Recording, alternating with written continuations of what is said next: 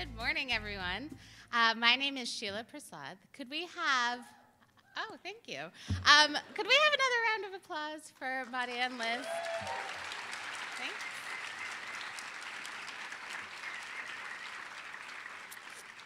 One thing that I think really struck me about what they said is that they're both incredible individual leaders who partnered together to work for a cause larger than them. I'm a TLD partner. I work with 5 regions across the country who are all here today.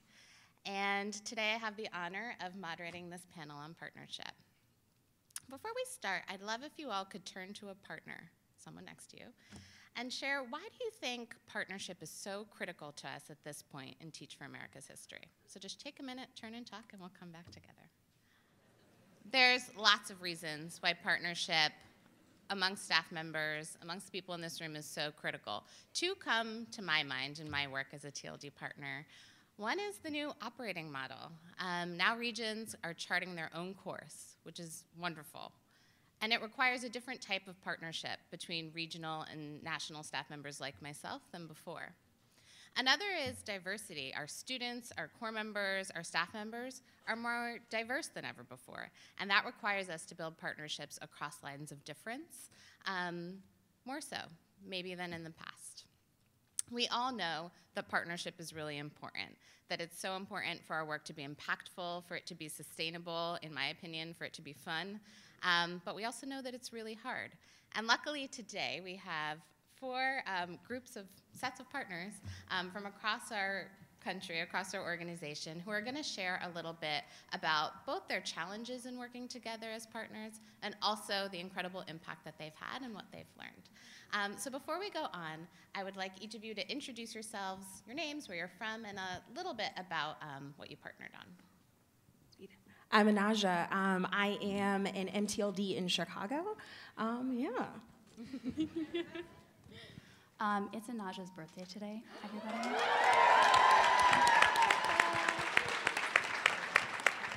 Wish her a big happy birthday when you see her later, too. My name is Kendall Surface. I work on TPSD design. I have done a lot of secondary ELA work on design, but now proudly work with our early childhood and elementary designers. And Anaja and I partnered together on the Chicago Regional Institute last year. Oh, I think, was this one? I got it. Yeah, good morning, everybody. Shayla Cookinishia, Torik Oja Ainishla, Nanish Editachini, Bashishin, Tabaha, Edashiche, Bipatone Dashnala, Akut Ego Dinas, Zanishla, Tatsoy Danasha. My name is Shayla Yellowhair. I always say Shayla Cook in my introduction. My name is Shayla Yellowhair. I work on the New Mexico team, Manager of Community Investment. I'm originally from Fort Defiance, Arizona, and I work with Liz. Thanks, Shayla. Hi, my name is Liz Erickson. It's my 3rd year on staff as an MTLD. And New Mexico is a really small region, so we kind of indirectly own all our core members together. So I'm the technical coach, but Shayla and I partner pretty much on everything with our core members. My name is Maggie Slavova, and I'm an MTLD in Phoenix. Good morning, my name is Angelica Vega. I'm also an MTLD in Phoenix. And thank you, Phoenix. And Maggie and I partnered, we have been partnering for the past several years, both in the 2013 Tal Academy pilot, last year at the Tal Academy Institute site, and now we work together on staff. Good morning, everyone. My name is Reza Lisboa, and I'm a 3rd year MTLD in Miami-Dade, and I work with Kaisha. Good morning, Miami in the back. My name is Kaisha Moody. I am the Managing Director of Alumni and Community Impact, and I used to be an MTLD, so me and Reza partnered internally in the same functional role, but I transitioned to the other side of alumnihood, so we partner in that way as well with our theory of change work. Thank you. And I think before we move on, we have to sing happy birthday to Anaja. So. Okay. 1, 2, 3. Happy birthday to you. Happy birthday to you. Happy birthday, dear Anaja. Happy birthday to you. You guys made my dreams come true. I've always wanted that. Thank you, and happy birthday. Before we move on, I just want to be clear about something. I am no expert on partnership. A little about myself. About when I was 22, I moved to India, and I lived in an orphanage and worked at the school that my students went to. So I was with them all day long. I woke up with them at 4, we cleaned toilets together at 5, we had breakfast at 6, we went to school at 7, and so on and so forth until we went to bed. Their partnership was somewhat easy. I knew my kids, and they were angry when they were sad, when they were happy. I knew exactly why, because I was with them for 24 hours. Now, in my role as a TLD partner, I live in Brooklyn, and my regions, as they know, are all across the country. It's harder. I don't know what's going on all the time. I find it hard to build that openness and trust in the same way. So I am here very, very much as a learner today, which is why I'm so grateful for all of you. And I'm specifically really interested today in learning how people build relationships across distance. And as a learner, as learners, all of you, I'd like you all now to set an intention as to what you hope to learn about partnerships from the panel today. Once you do that, we'll start. So just take a minute to either think about that yourself, share with a partner, and then Kendall and Anaja will start sharing. Go ahead. Okay. Thanks, everyone. We'll start with Anaja and Kendall. I'd love you two to share the nature of your partnership, what made it challenging, how you guys worked through those, and what you both gained from the experience. Great, we'd love to, and we want to say thank you because Anaja and I sort of have a dream of being on a talk show together that we co-host, so this sort of feels like our first opportunity to do that. It was Andrew Mandel who planted that little seed in our minds, too. So Anaja and I worked together on the Chicago Institute pilot this summer, and so that work actually brought 3 different partners together: the Chicago Regional Team, TPSD Design, and the University of Washington College of Education, to really dramatically reimagine what Institute could be for core members and for students. And so the 3 of us all came to the table with a lot of different ideas grounded in our own research and practice of working with teachers and working with students about how to do that. And really what resulted was a very comprehensive revamp of the Institute experience. So those of you who are familiar with Institute, which is, everybody in here, pretty much everything was different. We had different structures for teaching and learning at the Institute, different structures for coaching, a different staffing model, different structures around integrating social justice and equity into teaching practice, a really big focus on aiming to integrate what had been seemingly and previously disparate parts of our program, so culture of achievement, content, social justice and equity, all of that stuff. And in that project, I worked in a couple of different capacities. One as the design team lead in secondary ELA. And so I partnered very closely with someone from the University of Washington, Sarah, who really should be up here with Anaja and myself because the 3 of us work together really closely. And Sarah and I worked together throughout the winter and the spring to develop the student-facing curriculum in secondary ELA, to develop the core member arc of learning for secondary ELA core members. And I supported Sarah as she led a lot of staff training for the Chicago Regional Team who supports secondary ELA core members. Then in the summer, Sarah and I joined the regional team on the ground to work as lead teacher educators in secondary ELA. That role is sort of like a CS and an LS. And so we worked with core members for 3 or 4 hours every afternoon, a small cohort of them, in that capacity. And Anaja and I worked really closely in that capacity. Yeah, so as a regional staff member, during the year I'm an MTLD, and so I first joined forces with Kendall and University of Washington in thinking about what secondary ELA was going to look like in the summer for our core members. And so we were initially positioned as learners together trying to figure everything out. And then during the summer, I hit the lottery and got paired with Kendall as my lead teacher educator, and I served as a coach teacher educator, which is similar to like a CMA role. And so that meant we spent tons of time together in the afternoons, like 4 hours together with core members thinking about how we make them great. And so that is kind of the nature of our partnership. So kind of what were the dynamics? Okay, I mean, we went to blows a couple times. No, I'm just kidding. It was like great. It was wonderful. The reality is, like, I actually felt really lucky. I got to work with someone really wonderful who just, like, blew it up. But I think that when you think about complex partnerships, there were three pretty serious entities at play here. We have the University of Washington that has very specific interests. They spend a lot of time thinking about how they increase the capacity of teacher educators to impact novice teacher learning. And so that's what they were particularly interested in. The Chicago regional team was thinking about, like, how do we actually close the gap between pre-service, core commitment, and alumnihood? How do we smooth that out and really dial up our focus on culture of achievement, teaching and leading towards equity, and deepen the content-specific focus that we'd already started in region? And then the national design team. Yeah.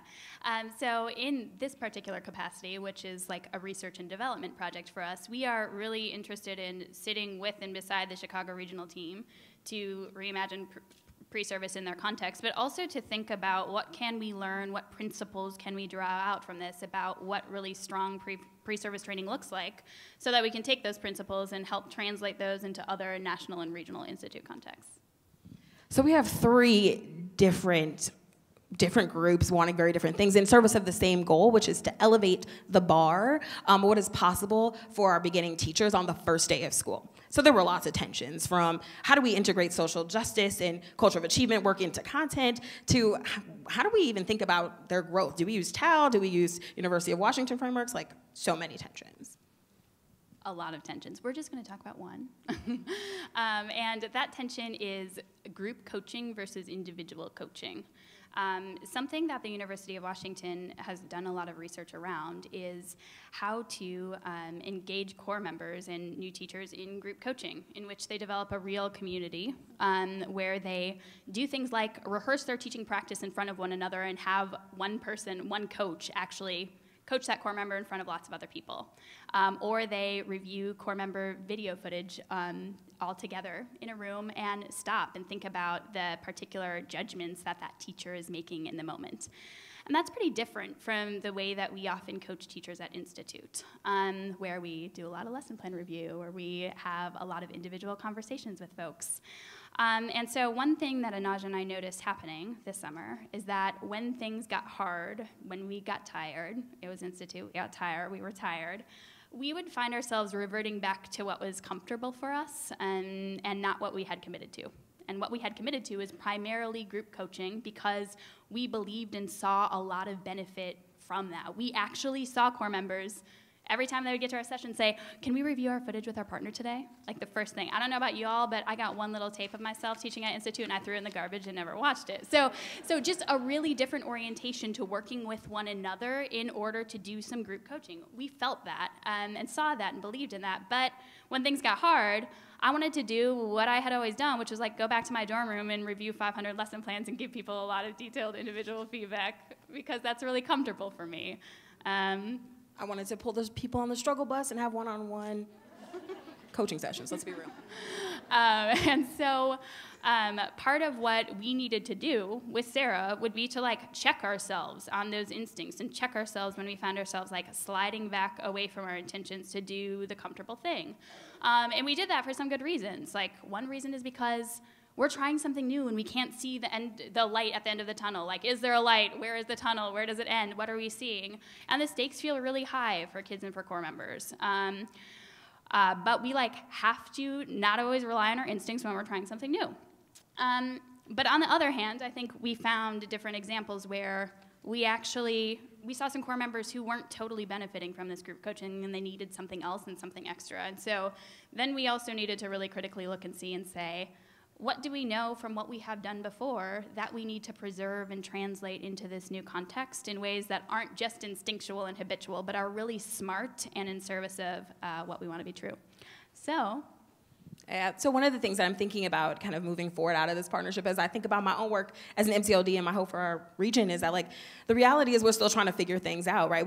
One day has not arrived for all of our kids in Chicago.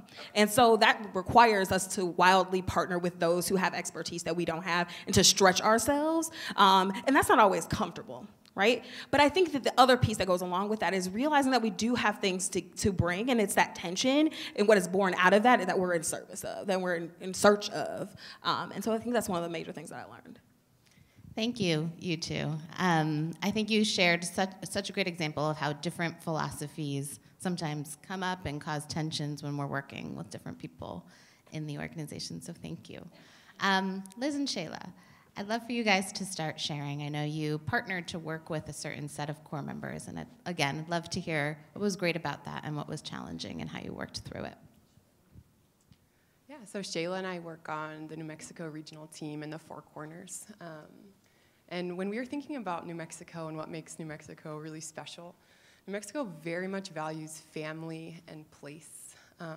And just not being, myself not being from New Mexico, sometimes I feel like a little lost. The other day, Tara, my colleague, and I went to the senior center in Gallup, and we were talking to women, and we were like, "Are you from Gallup?" And they're like, "No, I've just been here 45 years." We're like, "Wow." Like, okay, I've been here 2.5.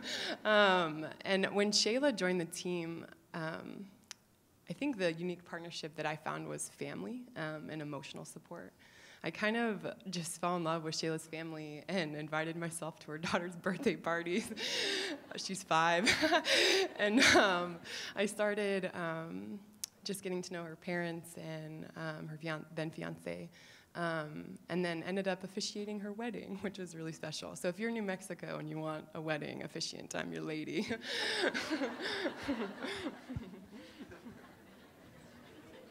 It was really great. I had my whole team working at my wedding.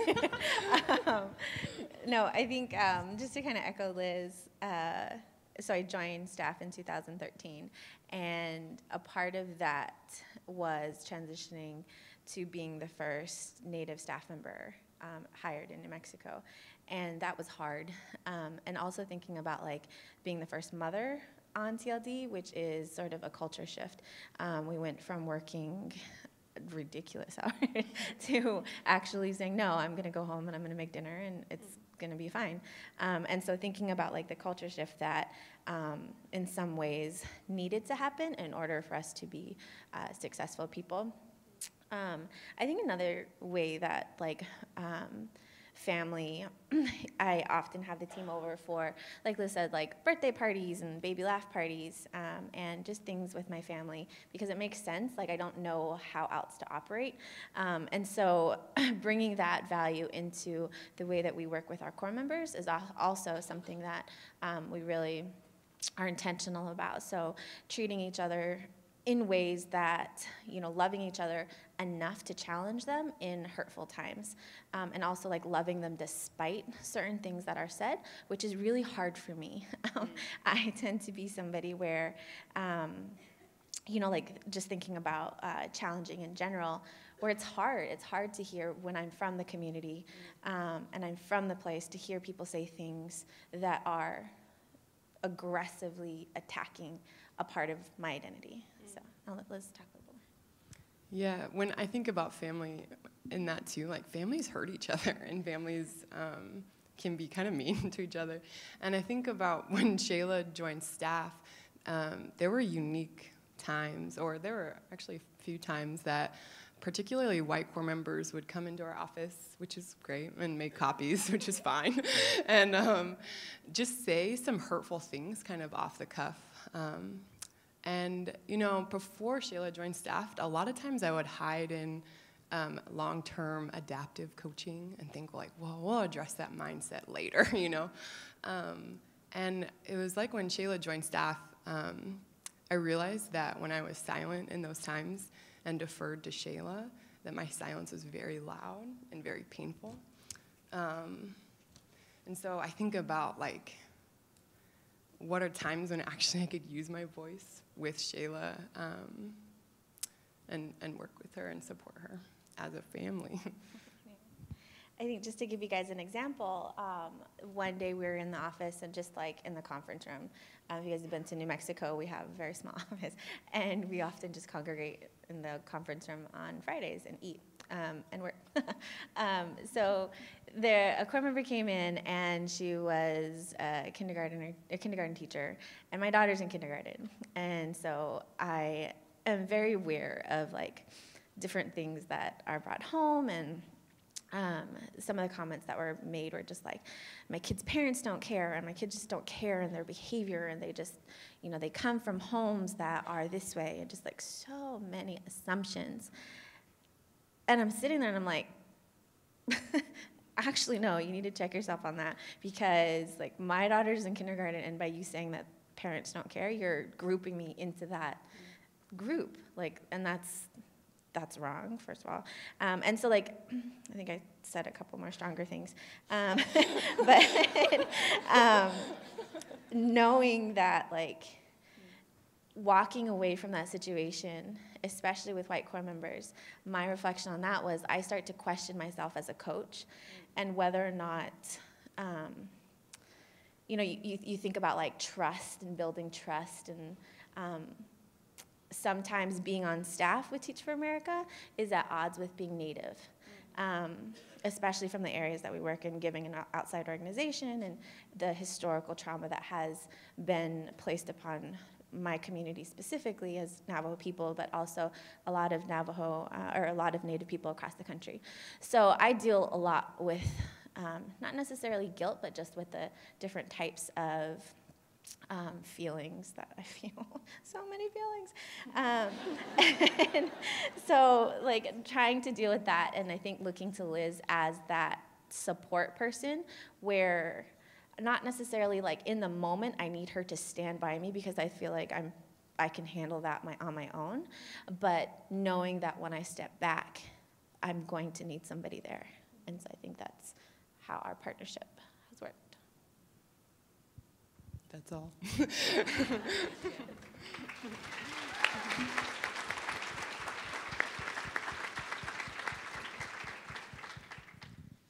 All right. Thank you two, for sharing so openly and vulnerably about your partnership and about your work in general. Annalika and Maggie, I'd love to hear about your partnership as MTLDs through different projects that you've worked on and different roles that you've had. Yeah, so Angelica and I have actually been working together since 2013, where we both participated in the TAL pilot in Phoenix. And I think we both came into that work kind of looking to reconnect with Teach for America, because that was at the end of both of our second years. And I think we both had different experiences as core members, but we really wanted to reconnect with why we had started to do this work in the first place. And during that summer in 2013, we spent a lot of time working on identity development and developing a really strong friendship in that work together.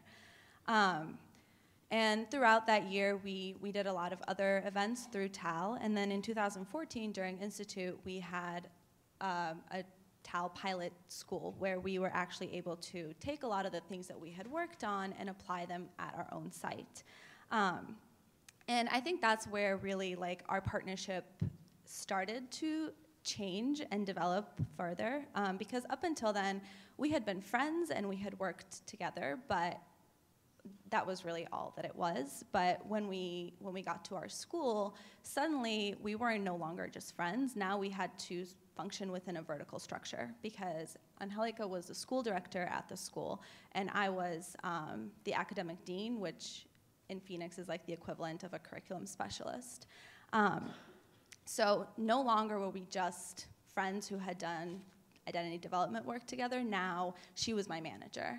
And we had to take our friendship and find a way to fit it into this new structure.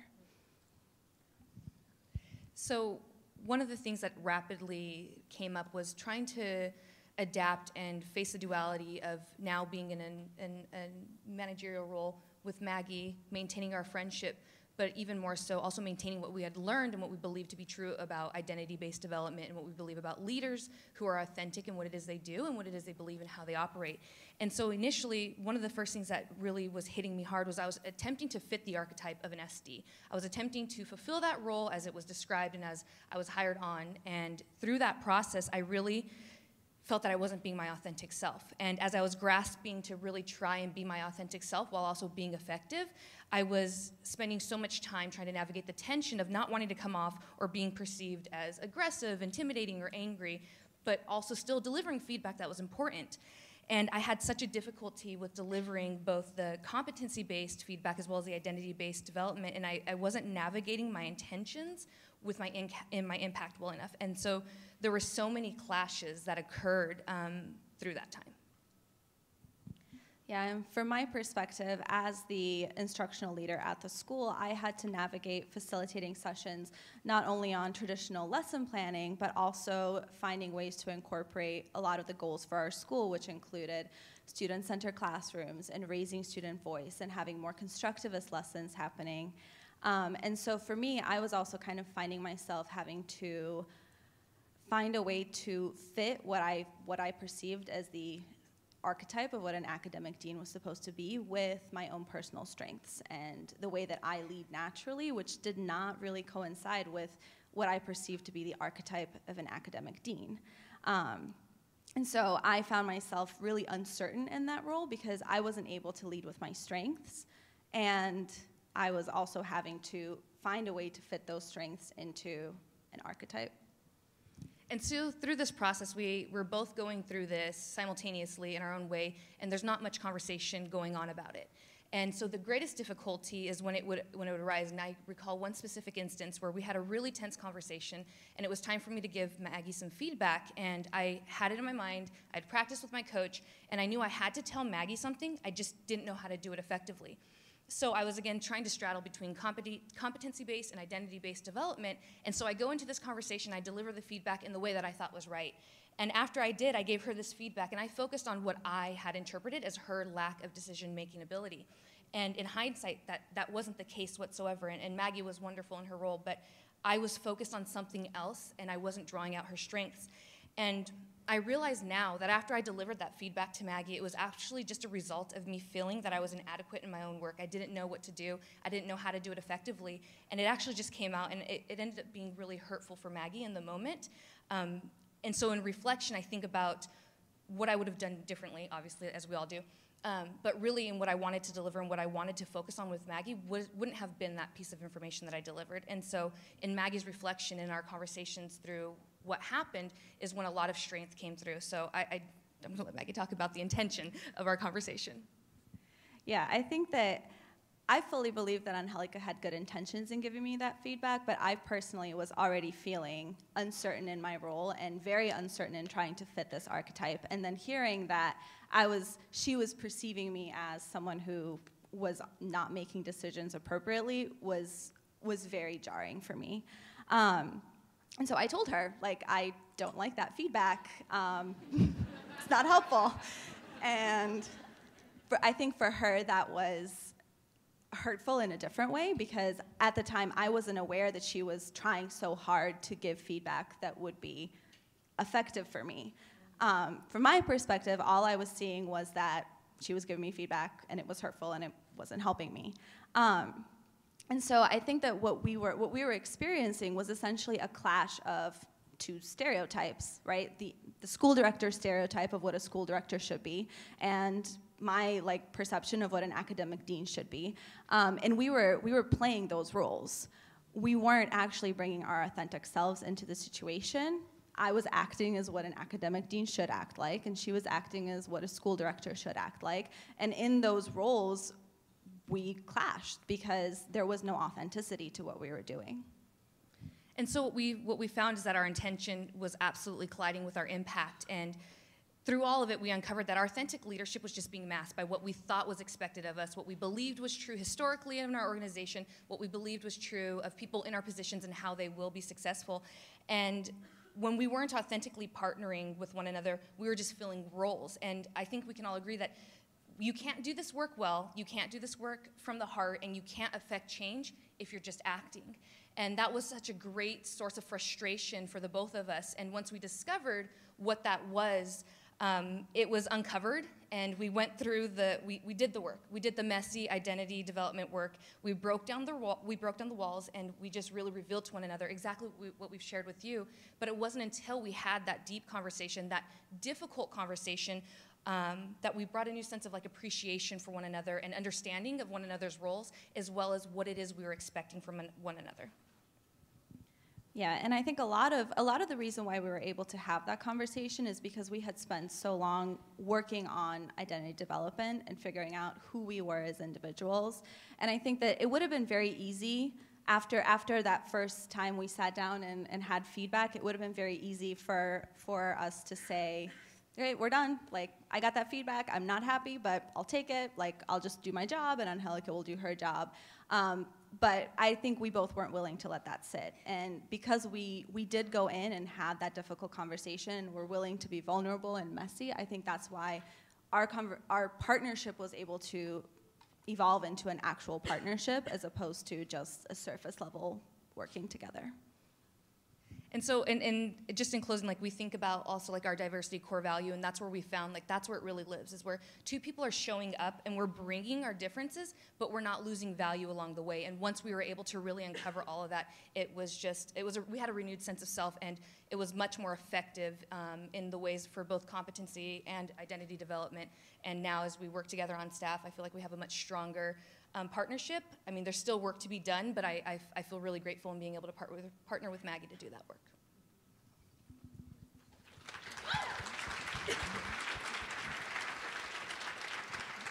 Thank you so much, Angelica and Maggie. I think something that really resounded with me in what you said was you can't affect change if you're playing a role. That's definitely something I've done. Probably my worst management experiences have been when I've been a school director playing a role as well. I really appreciate that. Our last pair, this is actually a pair, Kaisha and Riza, who are going to talk about working across functional teams on one regional team. I like telling stories, so I'm going to tell you the story of me and Riza's relationship when I was in MTLD, and then the arc of, again, coming into alumnihood. So I had the privilege of knowing Riza for about nearly 3 years when I worked on TLD. And since I've transitioned to the other side of our theory of change in alumnihood, where our work in partnership and conscious conversations continue to grow and evolve, I had heard that there was this amazing teacher who was this National Suleiman finalist, speaks 4 languages, and she was joining staff and started working as an instructional dean, where she was now working in a full-time capacity with a principal partner I had worked with previously. The dynamics and the nuance of that environment was a first for Riza, and it was a lot.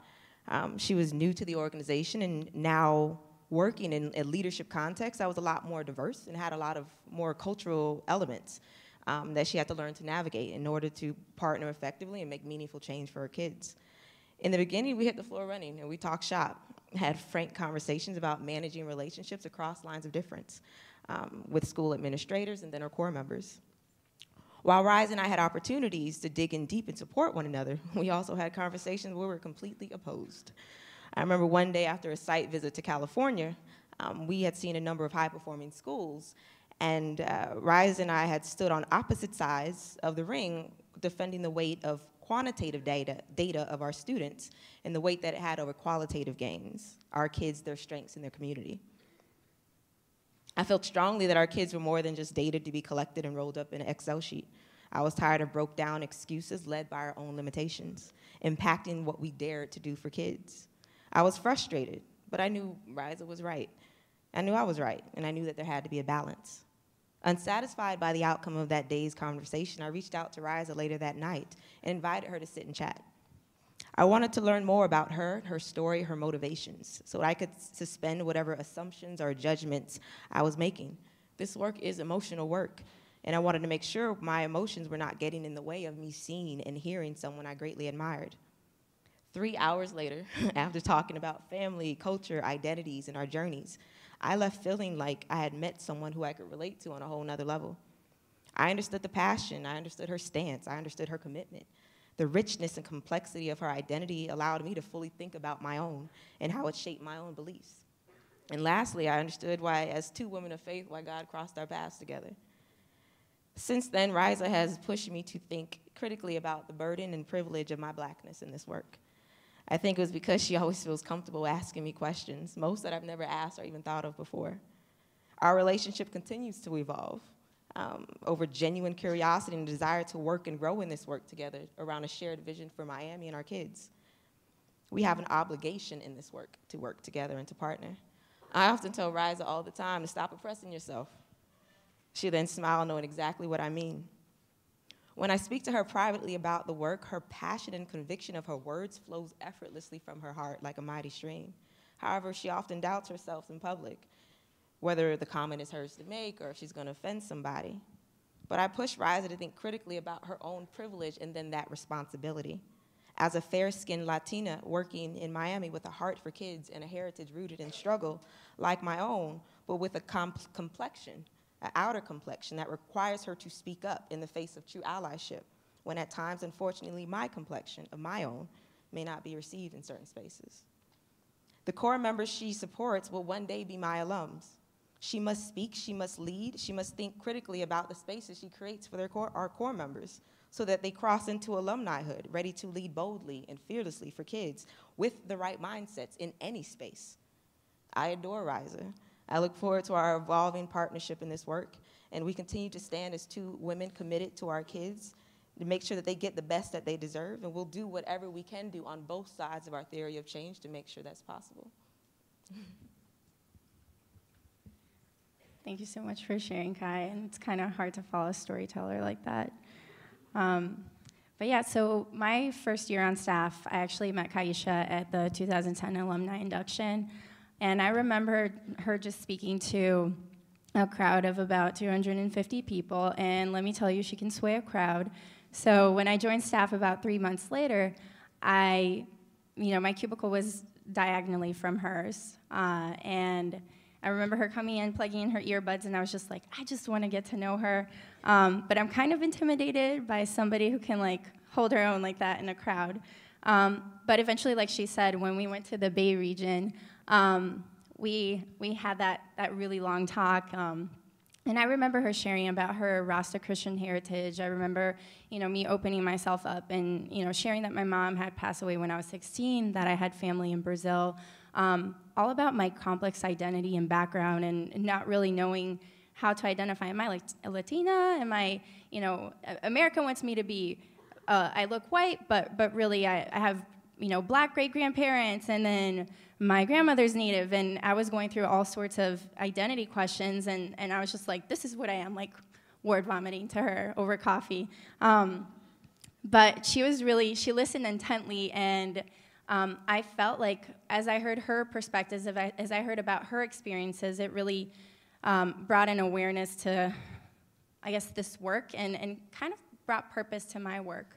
And, I shared about my first year challenges, about partnering with a black male principal and really having a hard time and not knowing how to act or what to do. And really, Kaisha started becoming like my unofficial mentor that first year.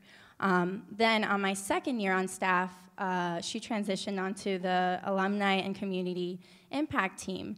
So it was kind of this really exciting dynamic because I was working on TLD where we'd previously worked, but now she was counting on me to help develop the mindsets that our core members would need to have after they completed their time in the Corps. So I remember going to her and asking for advice on diversity programming, and that's kind of where we had a little bit of another rift. And I remember her saying, I had to write this down because it was kind of funny. She's like, should we be teaching our CMs to act like the parents of our kids, or just teach them to affirm our kids? And I remember just like, psh, psh, like feeling like, wow. I was like, you're right, true. And I kind of like walked away, and she like really shook the core of my beliefs and my foundation. And I feel like sometimes our push and pull would go on for weeks where we'd like send each other articles like via virtual space and like not talk to each other. That's real. Yeah. And then I remember I was like, hey, I got these 2 articles that I want to share with my core members. Can I pick one or the other? Well, she picked the one that I didn't want. And I'm like, all right. Okay. I was like, you know what? I'm going to go with her just because, might work out, might not. But actually, it was like one of the most powerful conversations that I had with my core members where they felt affirmed and validated, particularly my core members of color felt affirmed and validated, and felt pushed, felt equipped to push their white peers to think about affirmation in the classroom. So I was really thankful for Kaisha's push and perspective in that moment. Kaisha is to me more than a colleague. She's a friend. And I really don't think we can fit our relationship into any kind of box, because I really do believe that cooperation across functional teams, actually cooperation in the office at all, comes with relationship first and really knowing the people that you work with. Because you can work with somebody, and that's fine, but to put in the heart, you really have to know the person that you're working with.